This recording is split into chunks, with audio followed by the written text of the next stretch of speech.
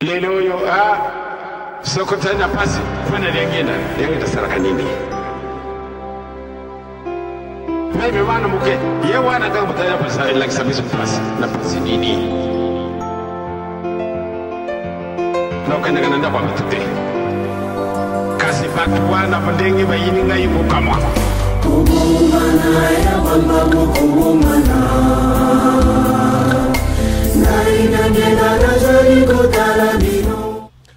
Amis téléspectateurs, merci de nous retrouver dans cette émission Tribune spéciale. Oyo lelo to ko solola ndenge to la kakibino la fois passée na thème na biso ya sika nouvel ordre mondial. Nouvel ordre mondial pour na nini. To moni ete mokili ya solo eningani. Bato bakomi ko sangana. Bato bakomi ko réfléchir. Bato bakomi ko sala ba projection. Ya lobby et kozala ndenge nini bamoni nini toyebite kasi tozana ba invité na ngai na plateau ya lelo na bango to ko solola liboso to banda masolo na biso na ko présenter bino invité ya sika oyo azalaki na onte la fois passée papa Ufutu Buna Mugabe, ingénieur Ufutu Buna Mugabe oyo ayi ko rejoindre biso naye na papa Carlito Okala, na papa Simon Claude Kiwa, ensemble, to continuer masolo na biso nenge to la kakibino la fois passée. Mote nabino. Merci. La fois passée, tolobaki, tologaki, bandeko balandiete, to sola sur le nouvel ordre mondial. Nouvel ordre mondial, elingo lobaki ancien ordre paysalaki. Toboni papa Kiwa. Merci papa Fora. Effectivement, ordre moko ezali. Soki nouvel ordre mondial ba penser nango elingo loba, ba lingi ba kanisa na ordre moko oyekoko ya na mikolo koya. Donc na mukola lelo yo mokili eza ko fonctionner selon ordre moko. Ordre tokoloba, ordre politique, ordre économique, ordre religieux ou ordre spirituel, et pourquoi pas ordre social. Donc c'est ça. Merci papa Kiwa elingolo bate akala izalaki bongonde ya sikape e koki koya papa Ufutu Buna Mugabe yo moneli yango ndengeni bandeko balandi par rapport na nouvel ordre mondial tolobi que avant to koma na ordre tozanango lelo avant ça il y avait un ordre ezalaka la théocratie na théocratie wana ezalaka na trois composantes il y avait la composante clérigée il y avait la composante paysans et puis la noblesse. Mais la France est le plus grand pays de l'Europe, dans la mer de l'Europe. Dès le 19e siècle, Bangonde Bayaki a changé la démocratie. Et tant que démocratie, c'est la séparation du pouvoir politique avec le pouvoir spirituel. Donc, que le pouvoir spirituel est beaucoup plus dominant. Il faut toujours dire que Nzamba lobaki, il faut que tala mibe konini Nzamba lingaka et moto lingaki ye mokonde abima na premier plan.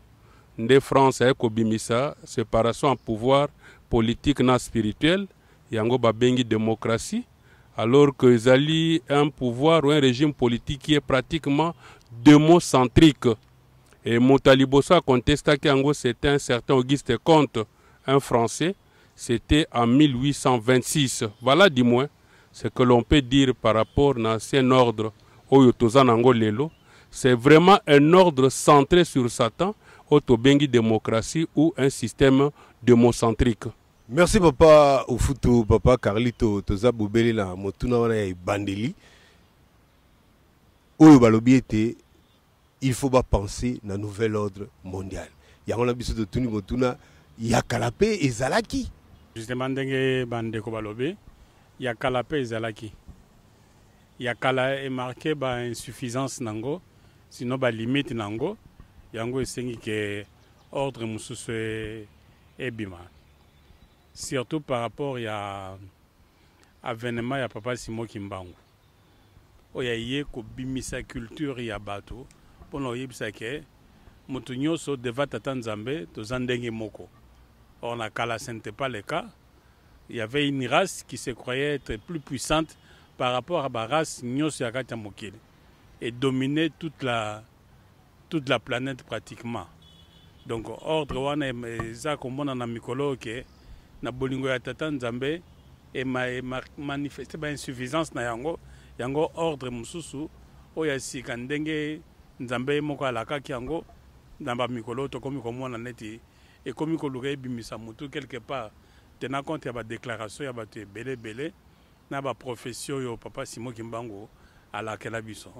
Merci yango na zongi le super papa kiwa kuna kolobake ya solo et monante l'ordre ancien peut exister mais l'ordre wana ya kalawana na lingi to kota pena na moi kati nango c'est-à-dire spécificité nango ba caractéristique nango sur le plan politique, social, même religieux, ce qui est au Zinda, pour nous et fonctionner. Effectivement, Papa Fora, ordre ancien, c'est l'ordre présent. Papa Kalita Otoloba a démontré certaines failles et que Batou Nakata Mukili, Komiko Lukaba repensé nouvel ordre. Mais nouvel ordre, avant qu'on repense nouvel ordre, il faudrait total à nos ordre actuel et à l'inini. Au fait, il y a fonctionnement ya mokili où il est basé sur la domination d'une certaine race. C'est comme Bandeko Bautioloba. Oyo, sur le plan, par exemple, politique, il y a un groupe Abatou qui se sont dit puissants. Il y a un groupe Abatou Oyo Balobi faible. On va qualifier faible. C'est-à-dire, le groupe Abatou Bali, tu as un bateau, cabine et ali. Moutana cabine naye.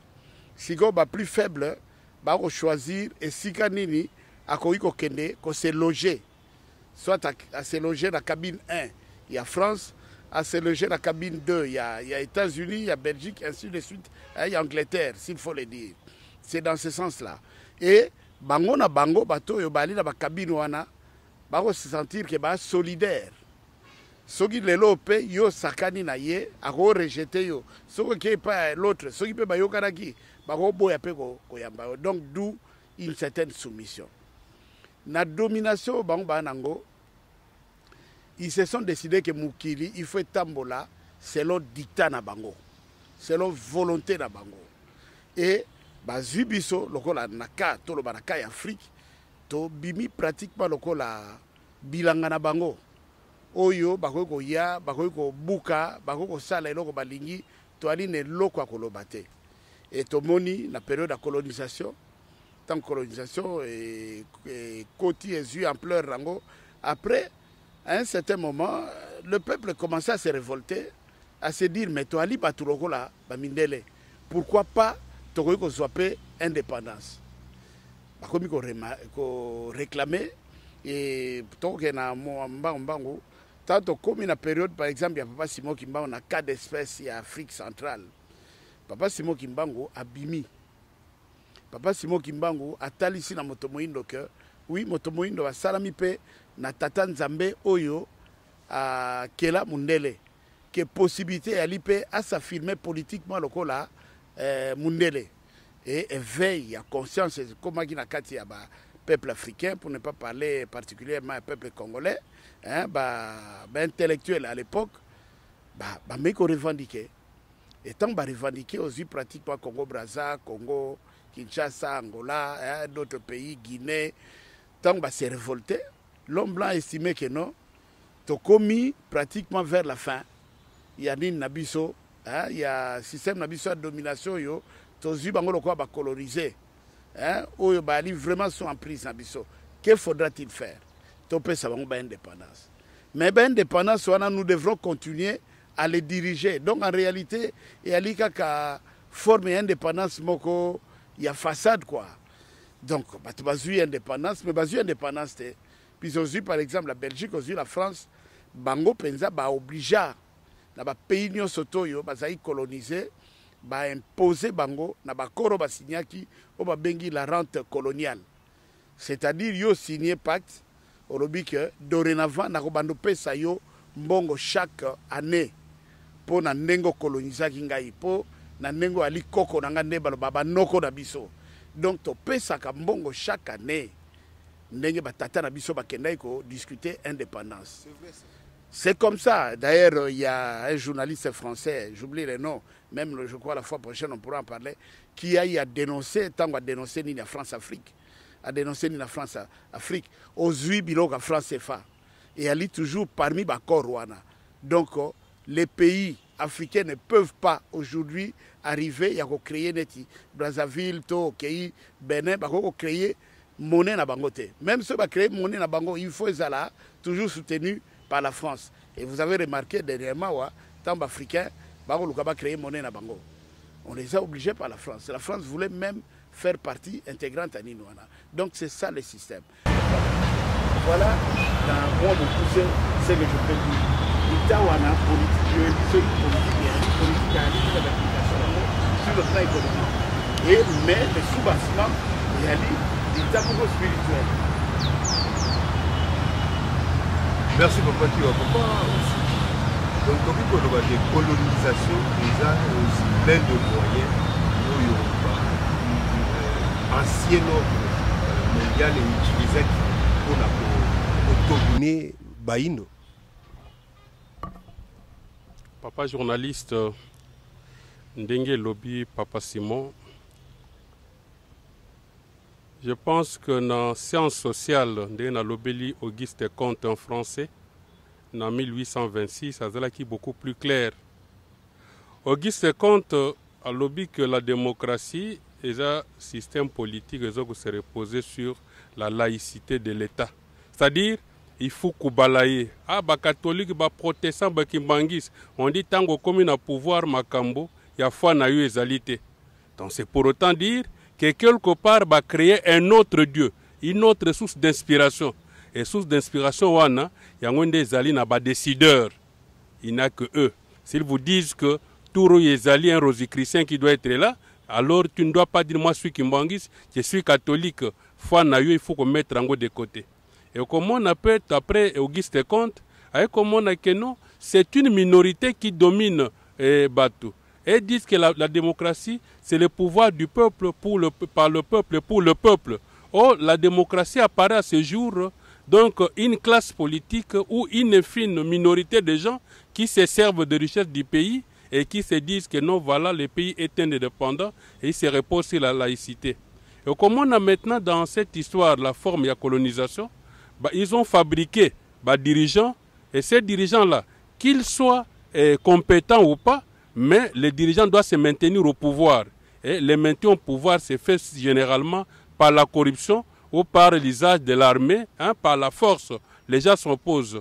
Et Biloko Wana, je pense que ceux qui lisent l'ouvrage d'Auguste Comte, qui a protesté ça depuis 1826, surtout le français ou les occidentaux le savent.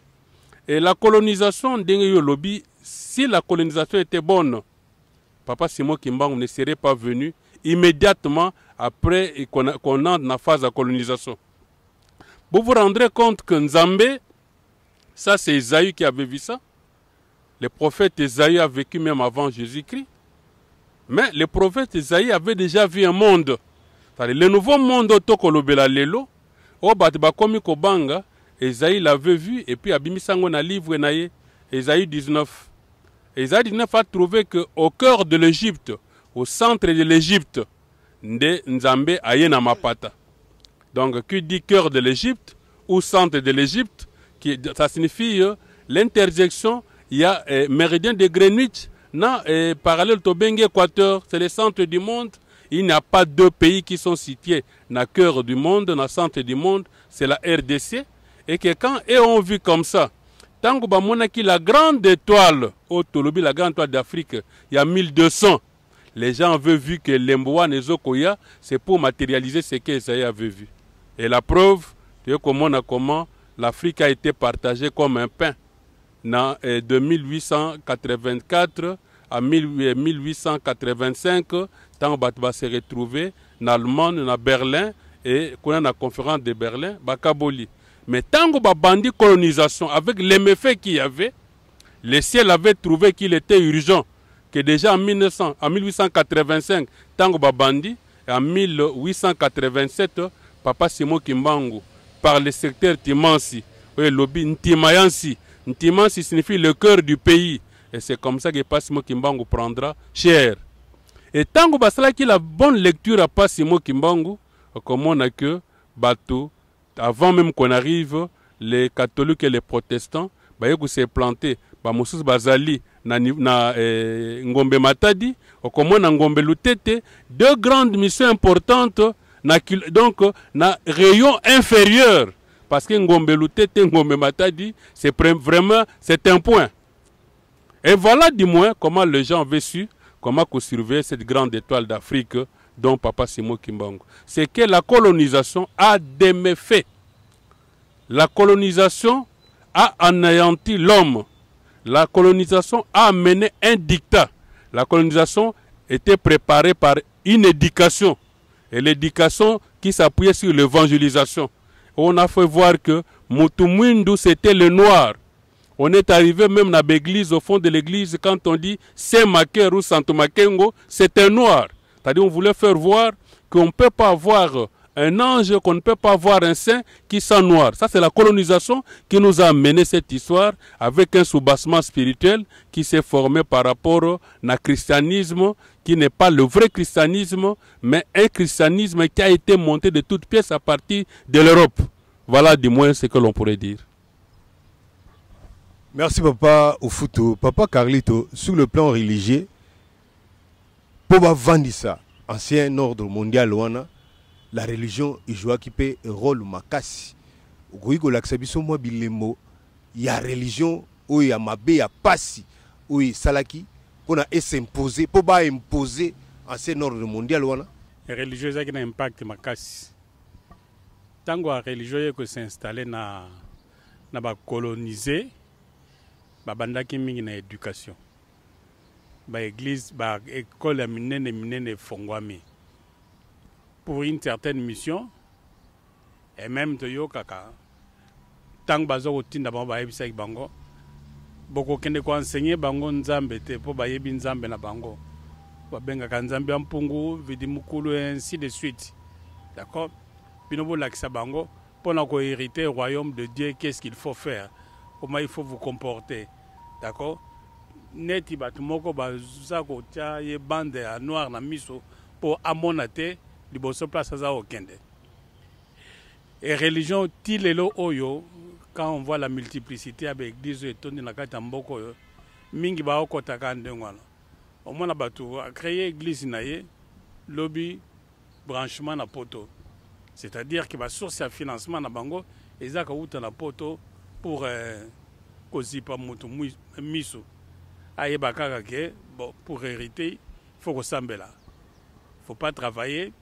Il ne faut pas manifester le signe à Bolingo, mais Sambela Kaka, tout sera acquis. D'accord? Mais la philosophie, il y a l'église, il y a moindre effort. Donc tu ne peux pas fournir beaucoup d'efforts pour que, au côté de développement par exemple, donc moindre effort. Yo Sambela Kaka. Et quelle façon ya Sambela yango? On ne peut pas compter sur une avenue moins de 10 églises. On a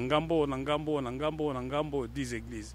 Et où à partir à branchement, il y a la bangon dengue, bon, le point faible à Mutumundu, il faut qu'on s'attaque par rapport à son point faible. C'est quelqu'un qui a développé une foi beaucoup plus poussée. Alors tout côté là, il y a place les un peu plus point faible na foi naie. Et surtout, naki, naba maman, basi les femmes.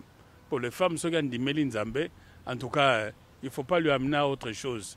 Pourquoi? Puisque la population féminine est beaucoup plus que la population, il y a hommes na katia mokilo. Donc il faut s'attaquer dans cette base-là pour que batou baye bako réfléchir et pas plus loin. Donc religieuse a un impact moko munene. Bazo changer ka ba forme. Bazo changer forme. Tant ils allaient colonisation, makasi, colonisation, religion et accompagner colonisation. La démarche na bango. Parce que peut-être que la démarche est comme il changer à tous zonga mukesima, il y a une forme de démocratie. Démocratie eza accompagner un peu colonisation wana sous une autre forme. Donc wana yango nde papa Futa lobaki après kokabola Afrique 2 ans après Simon Kimbangu aye kobotama. Bon monaki non nzamba monaki so na tiki longtemps ça que na tinde la bango un sauveur c'est fini. Hein? Déséquilibre là entre les races, ce que ces huit ça risque de s'enraciner aux un peu difficile pour nous changer ordre wana. Simon Kimbangu aye a comme côté ya batunaye que bino pe boza créature ya nzambe ceux qui bovandi bofoka mi nzambe pa koyoka bino pe vous êtes capable son de konaza malade au sambeli pe ndekono abiki oza capable pe ceux qui ndekono akufi au sambeli ndekono ya biki tu vois et yango ezo c'est là que mutu mwindu jamais on pouvait s'imaginer que akukosala makambo ndenge mundela salaka. Donc soubasement makambo penze vande mingi par rapport à la religion et les gens savent que religieux a un impact moins négatif par rapport à makambo to lo belasco. Merci papa Carlito, il y a solo tout le monde était religion et impact qui paie sérieusement mais papa kiwa papa Simon Kimbangu aye papa Simon Kimbangu atei amemi idéologie ou ya memaki pour na à conscientiser à réveiller mutu mwindo et bana na emisatu bazui relève ya likambo. Papa Denginda a sali déclaration solennelle à lobby 3e République ezali ya Molimo Centre. Et na lelo ndenge to évoluer, est-ce que to ikoloba été 3e République kango to si to kotiango to franchir kango papa Kio. Merci mingi. Peut-être na kozonga na moi moké si ma pour dire que au fait nous sommes dans cet ordre actuel. Oyo batubako repenser ordre nouvelle. Donc tu as dit dans ordre actuel. Tu comme en ancienneté, mais ordre actuel n'est et tendre vers la fin. Vraiment la finitude nango. Donc ce qui fait que ba oyo ba zo diriger mokili. Ba komi ko luka ba repenser façon ni ba ko s'adapter. C'est vrai ndenge tolobi ndenge baninga ba utioloba. Papa Simon Kimbangu tango yaki déjà na ba newana a pesa déjà impulsion. Tango à conscientiser la population pour comprendre que et Sengeli a zonga na place taillée puisque la vérité à l'époque c'était l'homme noir. À l'époque, le temps bapalaga même ba faussé ba tchaka la Bible pour dire que munderende mutu azalaki mutu ayambo non, Adam et Ève azalaki mutu bazai batayambo. Et le grand savant le roi Cheikh Anta Diop va démontrer qu'effectivement que Adam et Ève bazai batayambo.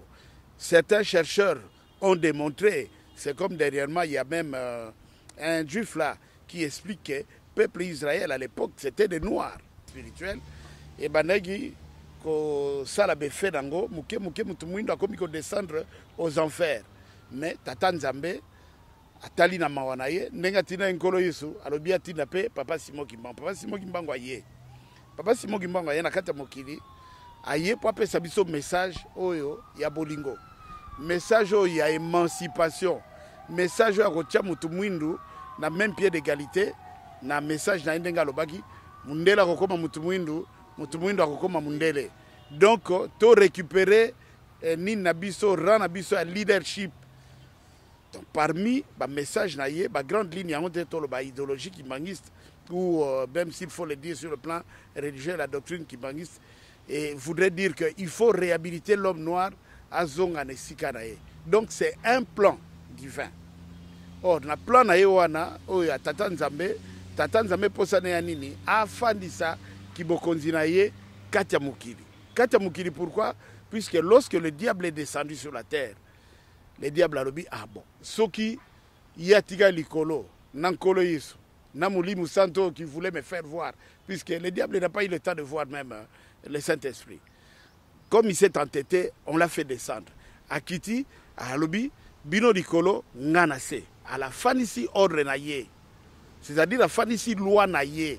A diriger ndenge ya lingi, ndenge ya zomona, oyo, azui, ache mutu, au centre de tout. Mais Tata Nzamba, oui, nakotia moto au centre de tout mais ngai nde il faut nazala créateur ya environnement na ye puis ngam nakelaki c'est donc environnement politique, environnement économique, environnement spirituel, il faut base dango ezala oyaye yango moni kolo iso sengaki na biso ke to lokali boso bokonza likolo maso makopesa mena biso. Alors maintenant tant to arrivé na plan ya tata papa Simon Kimbangu. Donc en fait papa Simon Kimbangu c'est lui qui a anticipé au regard il y a ordre qui existait là où il y avait une certaine injustice, où il y avait une certaine domination de l'homme blanc sur l'homme noir. Il y a lobby bokonza nambe ko fanda oyo akotia batu nyonso tout na même pied d'égalité.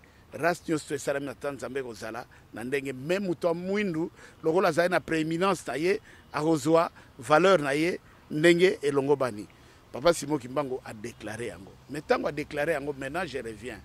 Papa Diangenda na bandeko na ye ba ye balobi na biso bako continuer kaka o tata na bango ateyaki o tata na bango ayaki musala o tata na bango ayaki ya ko réhabiliter l'homme noir. Et papa Diangenda effectivement dit tokokota na 3e république. So tokota na 3e république et za république moko oyo bobangi ya Nzambe mutakozwa esika ya kofanda yango alobi bomilengele mais pona ko milengela alobi na biso soki to 8 ans te ya ko se préparer to 8 ans te ya ko se disposer par tata Nzambe, c'est-à-dire par la demande de pardon to ko risquer tout ça la colonisation il y a 300 ans alobi bo sengaka pardon et ali petit geste boko sala.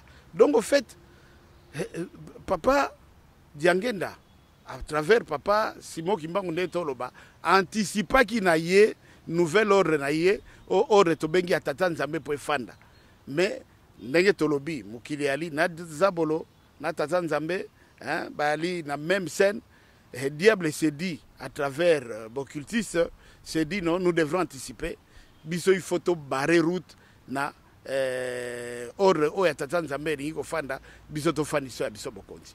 Donc pour dire, si vous me posez la question de savoir si réellement to compte na 3e république o yemoko yebi qui ngai personnellement je me dis ça n'a rien à voir avec la république démocratique du Congo balobi to la 4e république puis la république ya tata Nzambe ko la république oyo qui miali bana Nzambe ba ko diriger. Donc c'est un processus mais na limite que to koti pour ça to koti plénitude ya prospérité kozala plénitude à bonheur kozala ta la précarité à vie à batu ta ne bat souffrir pauvreté moko extrême domination moko extrême ani. Nous n'avons rien à dire, on nous impose des présidents, on nous impose des dirigeants, on nous impose tout, même sur le plan économique nous n'avons rien à dire et la preuve est là.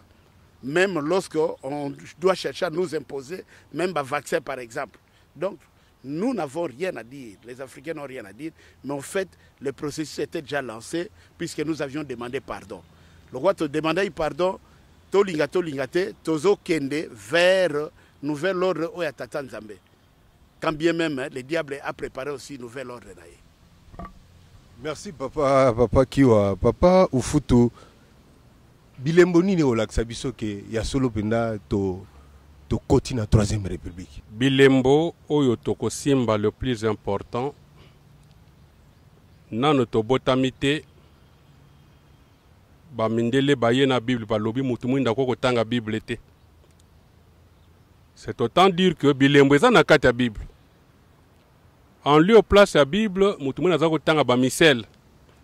Et na ba misel elobaki papa Carlito baza kotanga mingi ba béatitude, c'était Matthieu 5. Alobi esengo na moto yo azana nzala komona Nzambe, esengo na moto yo donc heureux le pauvre car ils verront Dieu. Donc, tellement que mutu mwindo afandi likolo ya richesse. Donc azala préoccupé par richesse na yete. Azala préoccupé par mise en valeur à richesse na yete. Donc les secrets ou le nouvel ordre politique sont secrets dans la Bible. Et secret nango na kati ya Bible yango yoko koma que bat lokola ba Cheikh Anta Diop ba yoko démontrer que moto ya Nzambe salaki ezalaki moto mwindu. Or on pouvait même ne pas passer par méthode carbone 14 pour prouver ça.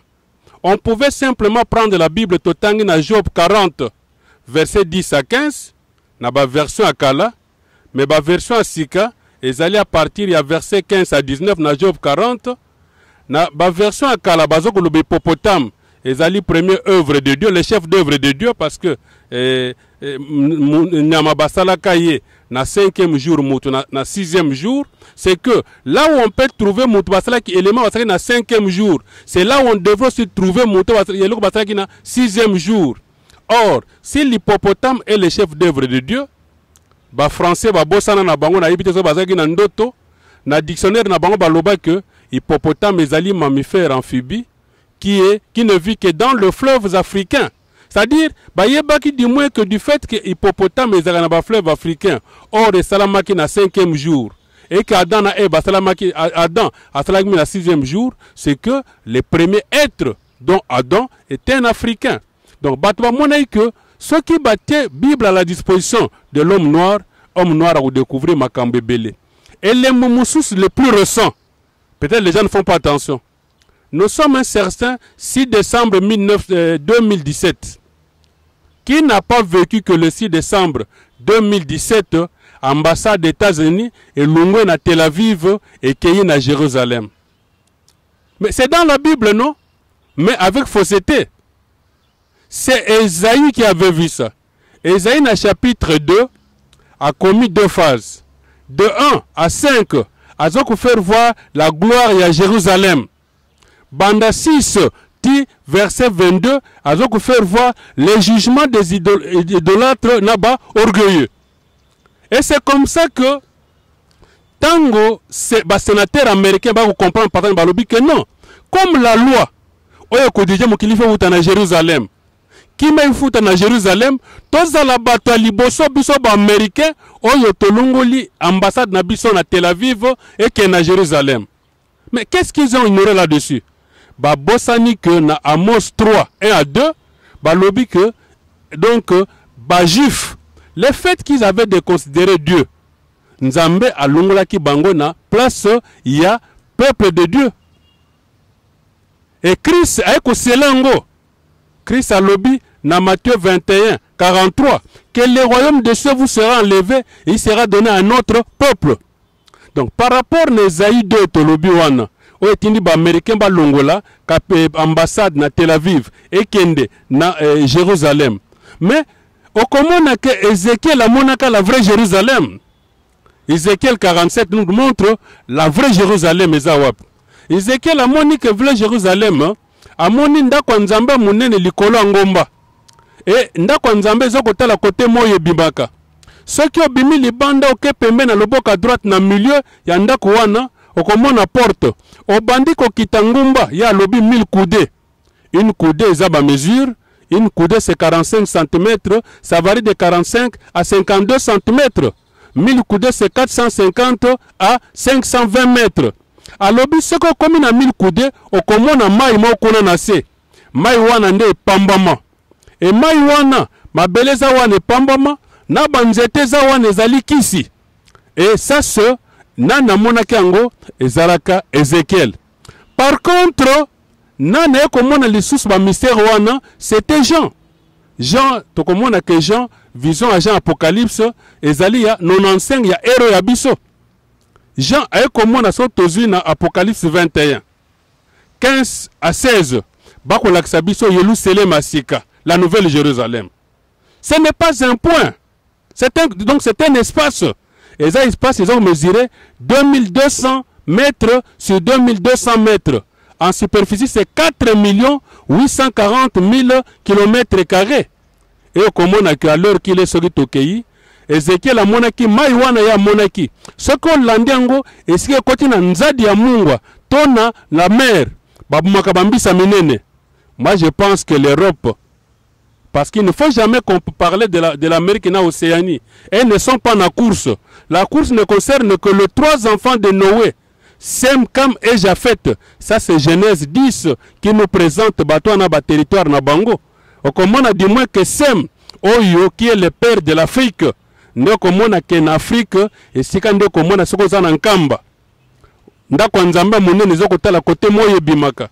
oke na loboko mobali pembeni komi na kati obandu okela na mai ya simo komona okomi na dans le 500 mètres kuna ndo komona mai wana soko olande yango tie kiti na fleuve okomona fleuve ekei na océan tie na mwanda et na mwanda kuna Esaïe 19 pardon Ézéchiel 47 balobien na verset 10 babomaka bambisa minene ya toutes sortes. C'est là où est installé la pêcherie d'Israël de mwanda. Voilà du moins babilembo wana nyonso tango bandeko ba komona tango Amerika ekolongola. J'ai dit le 6 décembre 2017 Nzamba lingi ke bato batala vers l'Afrique. Lelo de l'Afrique ebimi un continent vedette. Afrique continent vedette bato balingi ko sala vaccin alors que bakisi basala bango kuna ekutaka na Afrique. Voilà du moins. Pas au photo, merci na développement là. Mais bandeko balandi nakanisi boza kolanda na bokebi ndenge tozokende malembe na ba invité na biso kasi to komi pratiquement na suka ya émission na biso ya lelo. Mais thème na biso esilité po tosaka ne bandeli. Ndesika boye tolingi to aborder to kota pena na mozindo ya likambango kasi po na lelo tokosukisa kaka wana bo souffrir que to benga bino prochainement po ete to zinda penza ya kozinda na thème na biso ndenge tolobaki nouvel ordre mondial. Biso na bino tokabwani wana nde tokutani mbala ya sima. Lelo yo soko tena pasi kwenda lengine saraka nini?